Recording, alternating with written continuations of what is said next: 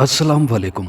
دلچسپ، خوفناک اور پراسرار کہانیوں کے لیے چینل کو سبسکرائب کیجیے اور بیل آئیکن پریس کر دیجیے تاکہ نیکسٹ ویڈیو کا نوٹیفیکیشن آپ کو بآسانی ملتا رہے۔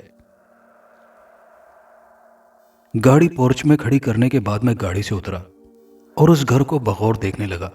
امی نے کتنے خواب دیکھے تھے، ابو نے کتنی محنت کی تاکہ میں کچھ بن جاؤں، اور آج جب میں ایک کاروباری آدمی تھا اور سالوں کی محنت کے بعد اپنا گھر خریدنے میں کامیاب ہو گیا تھا، تو آج وہ ہستیاں میرے ساتھ نہیں تھیں جنہوں نے مجھے یہاں تک پہنچانے میں انتھک محنت کی۔ اداسی ملی، خوشی کے جذبات لیے میں نے اپنے نئے گھر میں پہلا قدم رکھا۔ گو کہ میں اس گھر کو دیکھنے کے لیے ایک دو بار آ بھی چکا تھا، لیکن اس وقت یہ میرا گھر نہ تھا، تو اس مناسبت سے یہ میرا اپنے گھر میں پہلا قدم تھا۔ صاحب، آپ کا سامان آ گیا ہے۔ اس آواز پر میں چونکا تو ٹرک ڈرائیور جسے میں نے اپنا سامان اس گھر میں لانے کو کہا تھا وہ موجود تھا۔ ٹھیک ہے، اندر لے آؤ۔ مزدور لائے ہو نا؟ میں نے پوچھا۔ جی صاحب جی۔ سامان لگوانے کے بعد تھکاوٹ سے ایسی نیند آئی کہ مجھے رات کے کھانے کا ہوش تک نہ رہا۔ اچانک کسی کھٹکے سے آنکھ کھلی تو میں ہڑبڑا کر اٹھ بیٹھا۔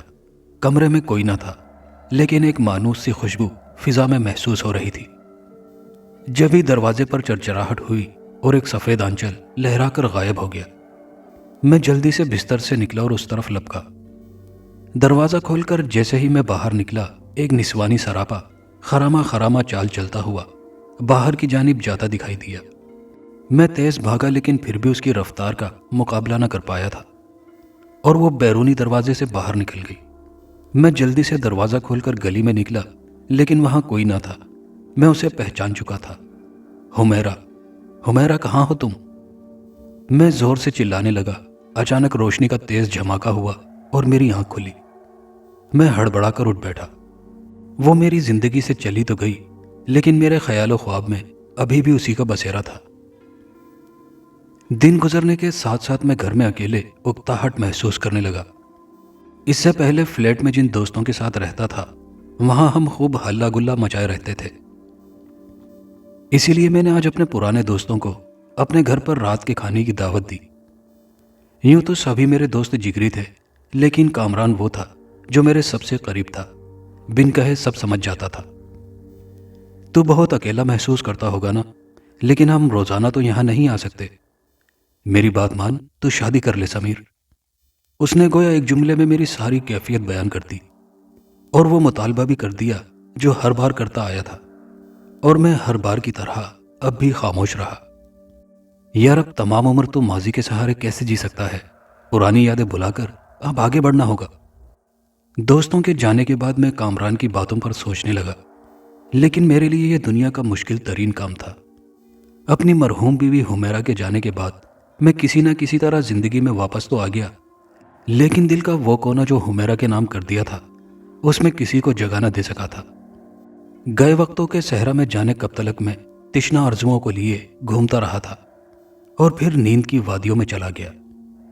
میں صبح حسب عادت چہل قدمی کے لیے نکلا تو واپسی پر اپنے گھر سے 2 گھر پہلے اچانک چھت پر نظر گئی اور پھر وہیں جم گئی۔ اپنی عادت کے برخلاف میں اسے دیکھتا چلا گیا تھا۔ مجھے اس کے چہرے پر چھائی سوگواری اور اس کی ذات سے پھوٹتے خالی پن نے اس کی طرف ایسا متوجہ رکھا کہ مجھے اندازہ بھی نہ ہوا کہ میں کتنی غلط حرکت کر رہا ہوں۔ میری نظروں کی تپش سے وہ اچانک چونکی اور میری طرف دیکھنے لگی۔ میں نے ہڑبڑا کر نظریں بدل لی اور کچھ دیر بعد دوبارہ دیکھا تو وہاں کوئی بھی نہ تھا۔ دفتر سے واپسی پر میں نہ چاہتے ہوئے بھی اسی کے بارے میں سوچتا رہا، اور جانے کب میرے قدم چھت کی جانب اٹھتے چلے گئے۔ وہ کون سی طاقت تھی جو مجھے چھت پر لے گئی؟ وہ صبح کی طرح عین اسی مقام پر موجود تھی، یکٹک ایک جانب دیکھتی ہوئی۔ وہ کسی اداس بھری تصویر کا مکمل شاہکار دکھائی دے رہی تھی۔ اچانک صبح والا منظر دہرایا گیا۔ اس نے اچانک میری جانب دیکھا، میں نے نظریں چرائیں، اور کچھ لمحوں بعد وہ وہاں موجود نہ تھی۔ جس قدر وہ اپنا سوناپن مجھ سے چھپانا چاہتی تھی، میں اسی قدر اس کی کیفیت اور شخصیت کے سحر میں جکڑتا چلا گیا، اور پھر یہ معمول بننے لگا، اور اب اس نے بھی شاید میری ذات کو کسی نہ کسی طرح قبول کر لیا تھا۔ اب وہ میرے آنے پر بھاگتی نہ تھی، بلکہ اپنی سونی سونی آنکھوں کا رخ میری جانب کیے بس دیکھتی رہتی۔ میں بھی اس کی آنکھوں کے سحر میں ایسا جکڑا جاتا کہ گویا تمام کائنات بھلا دیتا۔ پھر اچانک وہ آنکھوں سمیت منظر سے غائب ہوتی اور میں چونک کر اسے تلاش کرنے لگتا۔ پھر ایک دن تمام ہمت مجتمع کر کے میں نے اسے پکارا، سنیے۔ وہ ایک دم چونک پڑی تھی لیکن جواب دیا، جی۔ آپ اتنی اداس کیوں رہتی ہیں؟ آپ سے مطلب؟ اس نے وہ سوال کر ڈالا جس کا جواب میں خود کئی دنوں سے سوچ رہا تھا۔ پھر رفتہ رفتہ وقت نے رفتار پکڑی اور ہم کچھ قریب آنے لگے، گھلنے ملنے لگے۔ ایک دن میں گھر میں سو رہا تھا کہ زور زور سے دروازہ دھڑدھڑانے کی آواز نے جگا دیا۔ گھڑی میں دیکھا تو ابھی 6 بجے کا وقت تھا۔ جھنجھلاتے ہوئے اٹھا اور پوچھا، کون ہے؟ اللہ کے نام پر دے دے بابا۔ 6 بجے ایک فقیر کی یوں کھلی بدماشی پر مجھے غصہ تو بہت آیا، لیکن ضبط کرتے ہوئے محض اتنا ہی کہا، معاف کرو بابا۔ سوالی کو خالی نہیں بھیجتے بیٹا، فقیر نے کہا۔ میں نے بکھرے ہوئے کمرے میں سے ڈھونڈ ڈھانڈ کر اپنا بٹوا کھولا اور اس میں سے 10 روپے نکال کر باہر نکلا۔ میں نے دروازہ کھول کر پیسے فقیر کی طرف بڑھائے۔ لو بابا۔ ایک چولا سا پہنے پیروں میں ٹوٹی پھوٹی چپل لیے وہ مفلوق الحال فقیر مجھے دیکھ کر اچھل پڑا، جیسے کہ اس نے بجلی کے کسی ننگے تار کو چھو لیا ہو۔ اس نے جھٹک کر میرے پیسے میری طرف پھینکے اور خوفناک آواز میں چلایا، نہ کر، نہ کر، یہ کیا کر رہا ہے تو؟ تباہ ہو جائے گا، چھوڑ دے، چھوڑ دے، چھوڑ دے گا تو بچ جائے گا، اور رکھ اپنے پیسے، نہ کر۔ اول فول بکتا ہوا وہ فقیر یہ جا اور وہ جا، میں اس کا ایک لفظ بھی نہ سمجھ پایا تھا۔ اسی الجھن میں دوبارہ سونا محال ہو چکا تھا، اور ویسے بھی صبح کی سیر کا وقت بھی ہو چکا تھا۔ دفتر سے واپسی پر میں سوچ رہا تھا، نورین جو میری نئی محبت ہے، جس نے حمیرہ کے بعد میرے دل میں جگہ بنائی، اس کے لیے کوئی اچھے سے رنگ کا جوڑا لے جاؤں۔ جب دیکھو اداس صورت بنائے وہ سفید لباس میں گھومتی رہتی ہے۔ میرے لاکھ کہنے روٹھنے منانے پر بھی اس کا انداز نہ بدلتا۔ انہی خیالوں میں میں دکان کی طرف بڑھا، لیکن اسی جلالی آواز نے میرے قدم جکڑ لیے۔ نہ کر، بول رہا ہوں نا، نہ کر۔ وہ جو ہے وہ نہیں ہے جو تو سمجھ بیٹھا ہے، نہ کر۔ بابا کیا مسئلہ ہے؟ یہ لو 100 روپے۔ میں اپنی دانست میں سمجھا کہ بابا زیادہ مال بنانے کے چکر میں کچھ اداکاری کر رہا ہے، لیکن وہ یہی الفاظ کسی ورد کی طرح کرتا ہوا چلا گیا، نہ کر، نہ کر، نہ کر۔ پھر یہ کچھ دن تک متواتر چلنے لگا۔ وہ اچانک کسی نہ کسی کونے سے نمودار ہوتا، وہ عجیب بے ربط جملے کہتا جن کی مجھے کچھ سمجھ نہ آتی، اور وہ یوں ہی بکتا جھکتا نکل جاتا۔ میں اسے نیم پاگل سمجھ کر کوئی توجہ نہ دیتا، اور پھر یہ سوچ کر کہ نورین چھت پر منتظر ہوگی، گھر کی جانب روانہ ہو جاتا۔ نورین، میرا خیال ہے ہمیں شادی کر لینی چاہیے۔ کیسے کریں گے سمیر؟ تم بھی عجیب باتیں کرتی ہو، جیسے سب کرتے ہیں۔ باتیں تو تم بھی عجیب کرتے ہو سمیر، ہم ویسے تھوڑی کر سکتے ہیں۔ کیوں نہیں کر سکتے؟ بس نہیں کر سکتے۔ ایسے میں وہ مجھے اسی فقیر کی مانند لگتی جس کی باتیں میرے سر سے گزر جاتی۔ آخر بتاؤ تو کیوں نہیں کر سکتے؟ میں تمہارے والدین سے بات کروں گا، وہ ایسا کبھی نہیں چاہیں گے۔ میری اس حالت کے ذمہ دار بھی وہی ہیں۔ وہ اکثر ایسی باتیں کرتی، اور جب میں وجہ پوچھتا تو وہ ٹال جاتی۔ میں جب بھی اس کے گھر جا کر والدین سے بات کرنے کو کہتا تو وہ نہ صرف ٹال دیتی بلکہ کئی دن ناراض رہتی۔ ایک دن میں نے فیصلہ کیا کہ اب یہ قصہ نمٹ جانا چاہیے، اور میں نورین کو بتائے بغیر اس کے دروازے پر پہنچ گیا اور دستک دی۔ کون ہے؟ ایک نحیف سی آواز آئی اور اسی کے ساتھ دروازہ کھلا۔ پہلے ایک استخوانی سا جھریوں زدہ ہاتھ دکھائی دیا، اور پھر ایک بڑھیا دکھائی دی۔ جی، میرا نام سمیر ہے، میں آپ سے 2 گھر چھوڑ کر نیا آیا ہوں۔ آ جاؤ بیٹا، اندر آ جاؤ، اس نے راستہ دیتے ہوئے کہا۔ میں اندر داخل ہوا تو ایک بوڑھے کو جو چارپائی پر لیٹا ہوا تھا، بالکل نورین کی طرح ایک طرف تکتے ہوئے پایا۔ شاید اس پورے گھر کو ایک اداسی نے گھیرا ہوا تھا۔ نورین کہیں بھی دکھائی نہ دی۔ کیسے آنا ہوا بیٹا؟ بڑھیا نے پوچھا۔ جی، میں نورین کو پسند کرتا ہوں۔ اتنا سن کر وہ چونک پڑی، اور نورین کے باپ کو گویا کوئی دورہ پڑ گیا۔ غوں کرتے وہ چارپائی پر اچھلنے لگا۔ بڑھیا نے بھاگ کر اسے پانی پلایا اور دونوں رونے لگے۔ وہ دونوں مجھے ایسے دیکھ رہے تھے جیسے میں کسی نئی دنیا کا باسی ہوں۔ تقریباً آدھے گھنٹے کے بعد جب میں اس گھر سے نکلا تو میرے 14 کی بجائے 28 طبق روشن ہو چکے تھے، اور میرے چہرے پر آنے جانے والے رنگوں کی رفتار اتنی تھی کہ کسی تیز رفتار ٹرین کی بھی کیا ہوگی۔ اور ایسا کیوں نہ ہوتا میں جو سن کر آیا تھا وہ مجھے اندر تک دہلا دینے کے لیے کافی تھا، جسے سن کر کسی بھی مضبوط سے مضبوط انسان کا کانپ جانا یقینی تھا۔ مجھے اس فقیر بابا کے وہ جملے یاد آنے لگے، نہ کر، بول رہا ہوں نہ کر، نہ کر، وہ جو ہے وہ نہیں ہے جو تو سمجھ بیٹھا ہے۔ آپ یقین نہیں کریں گے، میں اب تک جس سے ملتا آیا، جس سے محبت کرتا آیا، جس کے سنگ مستقبل کے سپنے سجائے تھے، وہ کوئی جیتی جاگتی لڑکی نہیں بلکہ ایک روح تھی۔ جی ہاں، نورین کی روح، جس پر اس کے ماں باپ نے اپنی مرضی تھوپ دی تھی، جو اس نے قبول بھی کر لی تھی لیکن اپنے آپ کو خوش نہ رکھ پائی تھی۔ کسی سے کیے گئے وعدے اسے اندر ہی اندر گدھ کی مانند نوچ رہے تھے۔ کھوکھلے درخت کی مانند ایک دن وہ سوکھتے سوکھتے ریزہ ریزہ ہو گئی۔ شاید وہ تا قیامت اسی طرح بھٹکتی رہتی، لیکن میری محبت اسے دوبارہ زندگی کی جانب لے آئی۔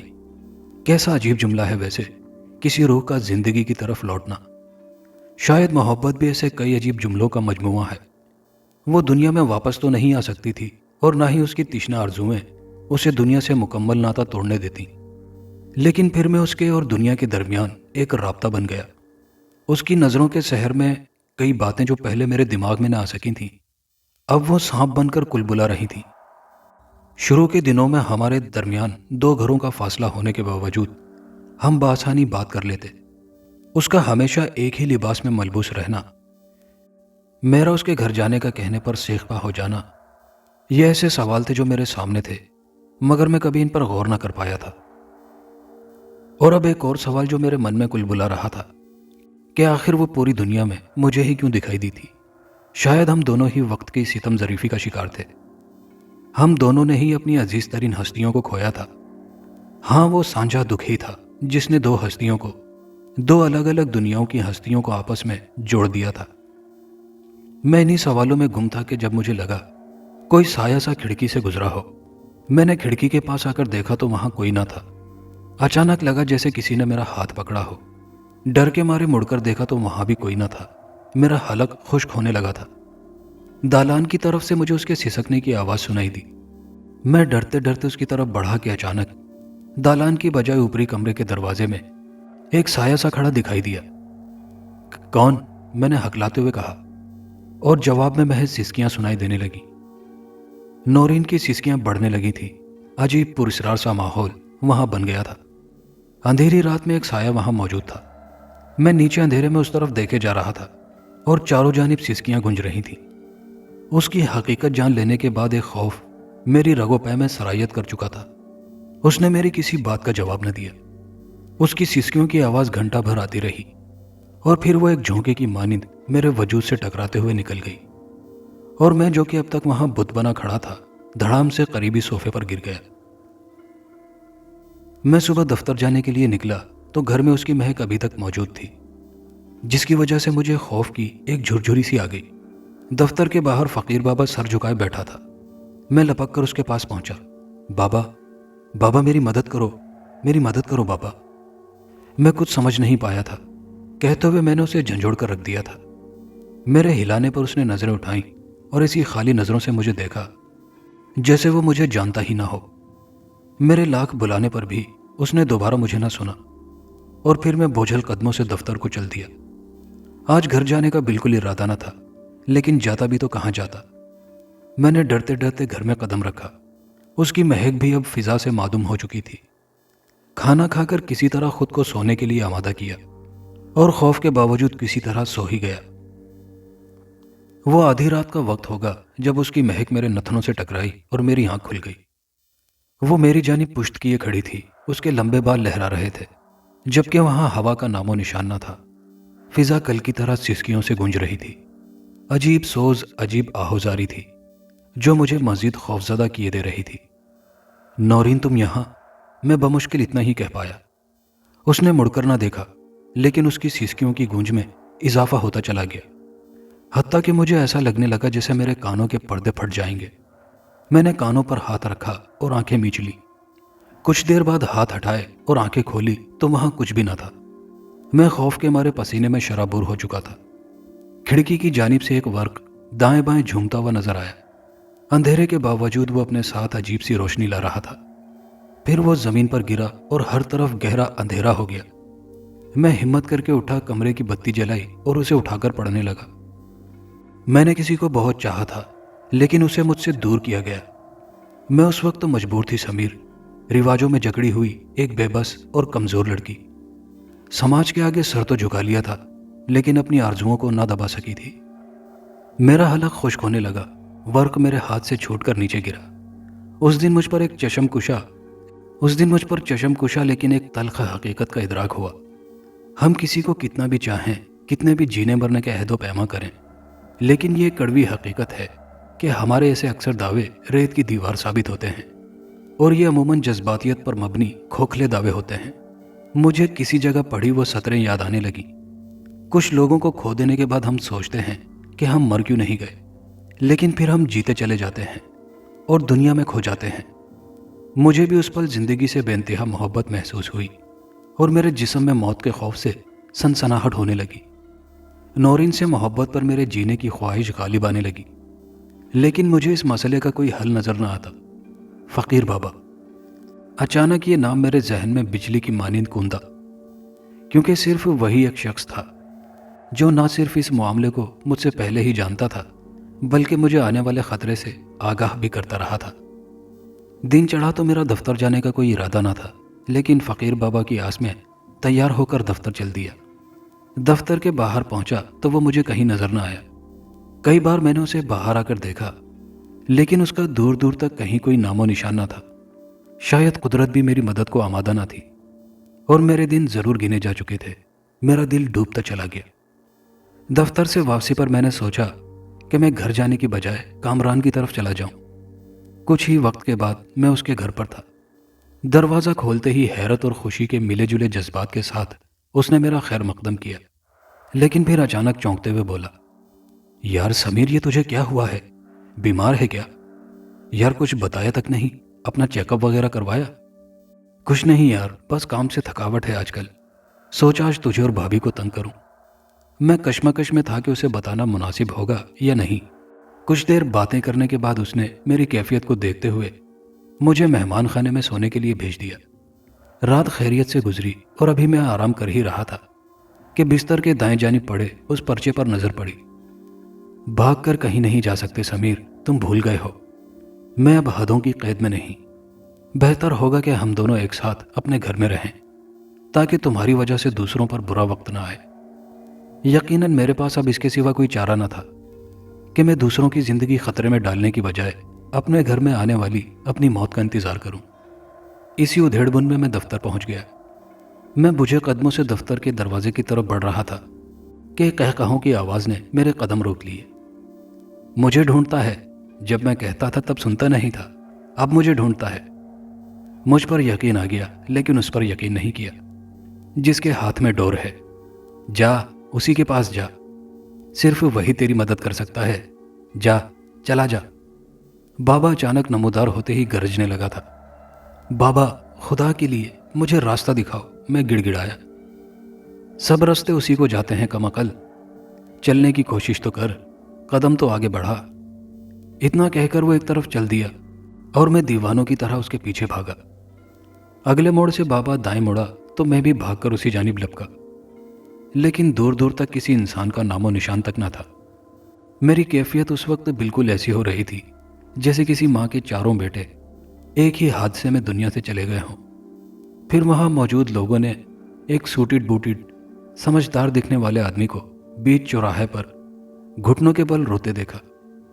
جانے کب میں سنبھلا تھا، کب میں چپ ہوا تھا۔ دفتر کا کیا ہوا، گھر کب آیا، میری دیوانگی پر بننے والے قصوں کا کیا ہوا، جیسے سب ایک فلم کی طرح گزر گیا تھا۔ آنکھ کھلی تو 5 بجے سپہر کا وقت تھا اور دور کہیں موزن اذان عصر دے رہا تھا۔ اللہ اکبر، اللہ اکبر، اور جب موزن نے کہا حی علی الفلاح تو میرے دماغ میں بابا کے جملے گونجنے لگے، جا اسی کے پاس جا، صرف وہی تیری مدد کر سکتا ہے، جا، چلا جا۔ سب راستے اسی کو جاتے ہیں کم عقل، چلنے کی کوشش تو کر، قدم تو آگے بڑھا۔ جب میں مسجد میں داخل ہونے لگا تو سر ندامت سے جھکا ہوا تھا۔ ندامت گناہوں سے زیادہ اپنی مطلب پرستی کی تھی۔ جب اس نے مجھے بھوکا رکھا تو میں نے اس سے مانگنے کی بجائے شکوہ کیا، اور جب اس نے میرے والدین لیے اس وقت بھی میں نے اسے خوب کوسا، خوب الزام دیا۔ لیکن جب اس نے مجھے نعمتیں دی، کاروبار دیا، گھر دیا، اسے میں نے اپنی قابلیت جانا اور کبھی یہ نہ سوچا کہ جو لیتا تھا دیا بھی تو اسی نے تھا، اور آج میں زندگی کی بھیک لینے اسی کے در پر کھڑا تھا۔ میرا قدم اس کی نرم آغوش کی جانب بڑھتا چلا گیا۔ اس کے ساتھ میں اپنا دکھ بانٹ کر ہلکا پھلکا ہو گیا تھا۔ عجیب سکون کی کیفیت میری رگو پے میں سرایت کر گئی۔ میں باہر نکلا تو فقیر بابا کو گلی کے قدرے ویران حصے میں مست کھڑے پایا۔ میں جلدی سے اس کے پاس پہنچا اور اس سے پہلے کہ کچھ بولتا وہ خود گویا ہوا۔ کرے گا، ہاں وہ تیری مدد کرے گا۔ مطلب سے گیا نا اس کے پاس، ضرورت سے گیا نا، پر اسے تو بس مانگنے کی ادا پسند ہے۔ تو نے مانگا وہ دے گا، بلائے گا وہ تجھے، چلے جانا تب تیرے ساتھ ہی ہوگا وہ۔ اتنا کہہ کر بابا ایک جانب چل دیا اور میں اس بار اس کے پیچھے بھاگنے کی بجائے جانے کیوں وہیں رکا رہا کہ جیسے میرے من کو معلوم ہو کہ ہاں بابا اپنا کردار نبھا رہا ہے، اب مجھے اپنا کردار نبھانا ہے، اور وہ کردار ہے توکل اللہ۔ رات کے تیسرے پہر اس کی خوشبو نے ایک دھوئیں کا گولا بن کر مجھے جھنجھوڑ کر جگا دیا۔ وہ خود کمرے کے اندھیرے کونے میں کھڑی ہوئی تھی، لیکن میں نہ جانے کیسے اس کو بخوبی دیکھ سکتا تھا۔ اس کے چہرے کی سوگواری، بہتے آنسو، سفید جوڑا بکھرے بال، وحشتناک آنکھیں جیسے وہ مکمل روشنی میں مجھ سے 2 ہاتھ کے فاصلے پر ہو۔ میرے جسم میں خوف کی ایک لہر دوڑ گئی۔ سمیر، تم نے بہت غلط راستہ اختیار کر لیا ہے۔ اس سے پہلے کہ ہمیں جدا ہونا پڑے اب مجھے کچھ کرنا ہوگا اور جلد کرنا ہوگا۔ میں اب مزید انتظار نہیں کر سکتی۔ اس سے پہلے کہ معاملہ میرے ہاتھ سے نکل جائے، چلو اٹھو۔ اس کے لب نہ ہلے تھے مگر ایک ایک لفظ میرے کانوں نے سن لیا تھا۔ ایک خوف نے مجھے اپنی جگہ منجمد کر دیا تھا۔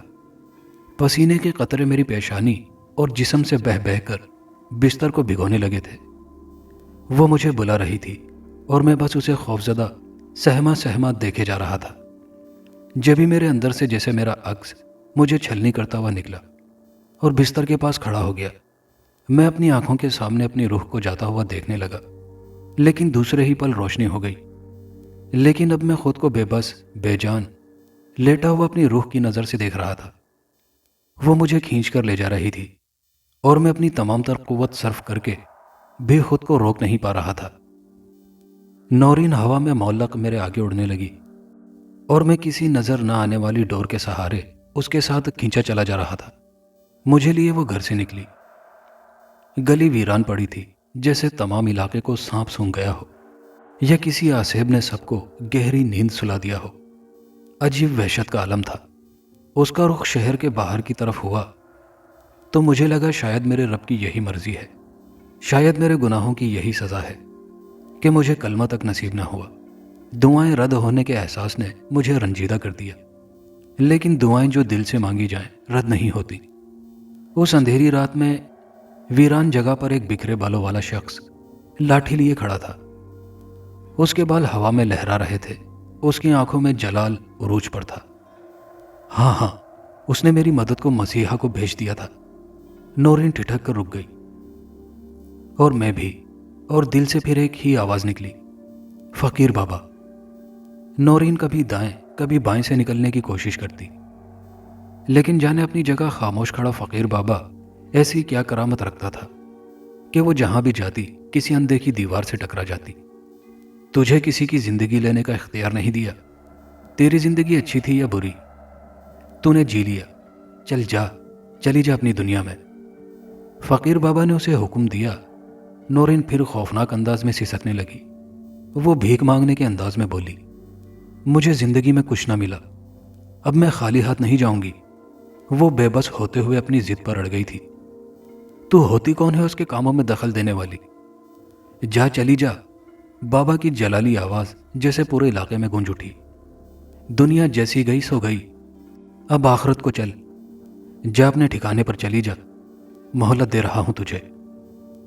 2 انجانی ماورائی طاقتوں کے مابین یہ رسا کشی کا منظر مجھے دہلائے دے رہا تھا۔ تبھی نورین جھنجھلاتے ہوئے بابا کی طرف بڑھی، جس کی وجہ سے بابا کو وہ فیصلہ کرنا پڑا جس نے مجھے بھی کانپنے پر مجبور کر دیا تھا۔ بابا نے اپنی لاٹھی سامنے کی طرف کی اور منہ ہی منہ میں جانے کیا ورد کرنے لگا۔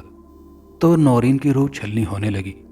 तकलीफ की शिद्दत से उसकी चीखें चारों तरफ गूंजने लगी थीं, और वो जो जिंदा होते हुए भी किरची किरची हुई, आज उसकी रूह भी रेजा रेजा हो चुकी थी। उसके जर्रे हवा में मौलक होकर गायब हो चुके थे और उसकी चीखें देर तक मुझे सुनाई देती रही थीं। अचानक मैंने महसूस किया कि वहां मैं न सिर्फ अकेला हूं, बल्कि बाबा भी अब मौजूद नहीं था। न जाने कब वो वहां से जा चुका था, और फिर मेरे हवास बोझल होते होते अंधेरे में डूब गए। सुबह अजान की आवाज से मेरी आंख खुली तो मैं अपने बिस्तर पर था। रात का मंजर मुझे हूबहू याद था। मैंने जल्दी से उठकर वजू किया और मस्जिद की जानिब चल दिया। आज मेरा सजदा किसी मुफाद की वजह से न था। आज मैं बंदगी और आजिज़ी से भरपूर वो पहला सजदा करने निकला था, और फिर मेरे कदम अल्लाह की जानिब हमेशा के लिए उठने लगे। दोस्तों, कहानी अच्छी लगी हो तो वीडियो को लाइक शेयर ज़रूर कीजिएगा और कमेंट बॉक्स में अपनी कीमती राय से हमें ज़रूर आगाह कीजिएगा। शुक्रिया।